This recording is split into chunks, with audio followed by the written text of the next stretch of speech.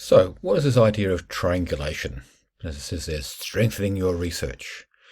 So, I keep going with that wrong arrow to get it to move. Move on there, come on.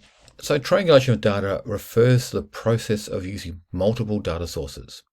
This is particularly used in quantitative data. So you've got different methods, different perspectives, but you're all looking for validity. You want to see that the research findings from the different angles all come up with the same idea. So it strengthens your conclusions by verifying that what you said, what conclusions you've drawn, stand up from different directions. So very important with quantitative data, just as important with qualitative data, a little bit harder to do.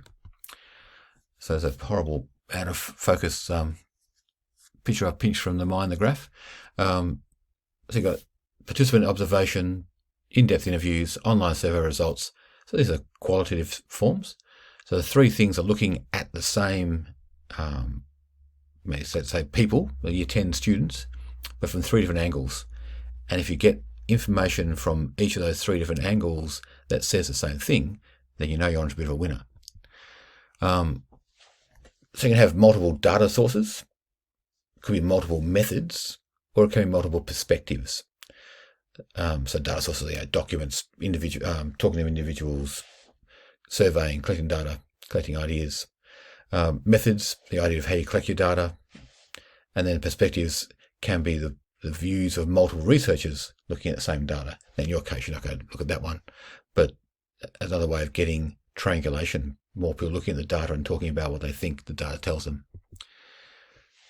Why do this? Well, it enhances your validity and reliability. So you cross-reference this data and it sort of verifies that it's correct. It can reduce bias, particularly if you've got more researchers involved. It certainly makes a more comprehensive understanding. You're getting a much broader vision of what is happening than just one survey. And this gives you greater credibility. So when you go to talk about your results, people will listen to you rather than think, well, yeah, what else? What if you've done this and why didn't you do that? You get lots of questions. So in summary, because that's a short idea, triangulation of data is used to test the strength of your data. So if you get the same results from different measurement tools, then your conclusions have validity. If you don't get the same results from different tools, then the validity of your findings have really weakened considerably. Okay, I'll talk about crystallization next.